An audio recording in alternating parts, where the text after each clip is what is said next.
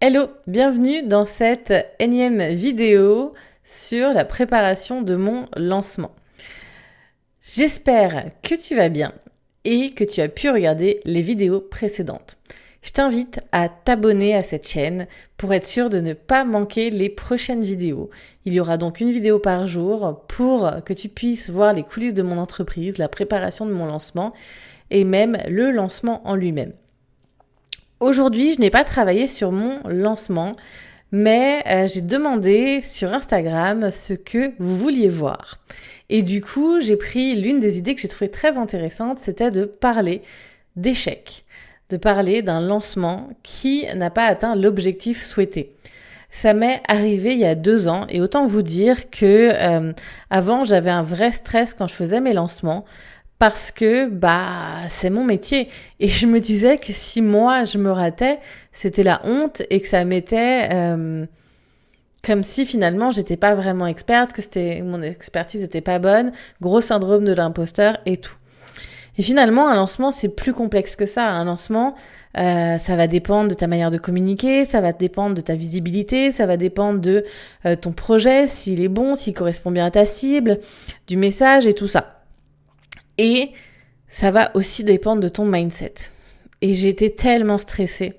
Et j'y croyais tellement pas que devinez quoi, ça n'a pas fonctionné. Parce que si tu n'y crois pas, si tu te laisses submerger par le stress, tu vas moins bien communiquer. Alors soit il y avait des choses que j'avais mis en place en automatique, mais la personne qui est en story, la personne qui est en live, la personne qui gère les appels, c'est moi.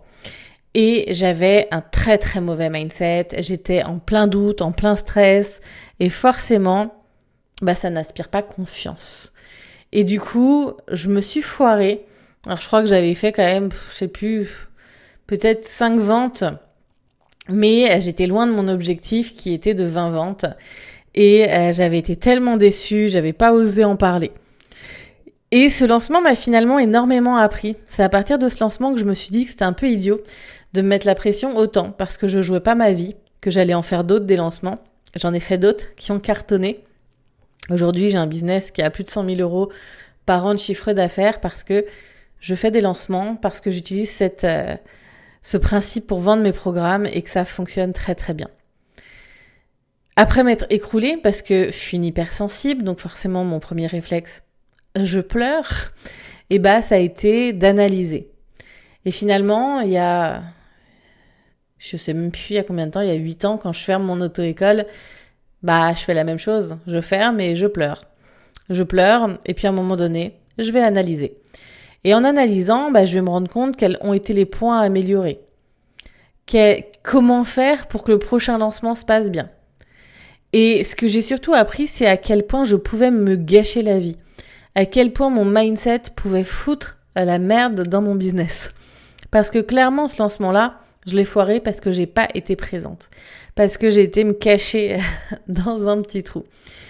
Et même si j'ai communiqué énormément, et même si aujourd'hui, peut-être que tu communiques beaucoup et que ton lancement, il se passe pas comme tu veux. Maintenant, mes lancements, je les vois d'une autre façon. Je les vois un peu comme mon labo. Je vais lancer, je vais mettre des actions en place et je vais traquer mes chiffres. Et du coup, j'essaye d'y mettre le moins d'émotions possible parce que mon business ne dépend pas d'un lancement. Mon business dépend de ma capacité d'analyse et d'amélioration par la suite. Donc si j'ai un conseil à te donner, c'est d'y mettre le moins d'émotions possible. C'est de croire en ton produit. C'est vraiment de respirer la sérénité et la joie et l'envie d'accompagner les gens quand tu parles de ton programme. Et si ton lancement se passe pas comme tu veux, dis-toi que c'est ok. C'est que tu avais quelque chose à apprendre à ce moment-là, quelque chose à ajuster. Et moi qui fais de la compétition en équitation, ce que j'aimais lors des concours, c'est que c'était le résultat du travail de la semaine. Si un concours, ça se passait mal, c'est peut-être qu'il y avait des choses qui n'avaient pas été travaillées. C'est peut-être qu'il y avait des choses à améliorer. Et mon lancement, je le vois comme ça. Et fais des lancements. Fais-en plein, 3, 4, 5 par an. Fais-en tous les mois. Mais améliore, ajuste, optimise. Et tu verras que du coup, tu auras moins peur de l'échec. Et tu verras que du coup, tu vas beaucoup moins échouer parce que tu vas t'améliorer encore et encore.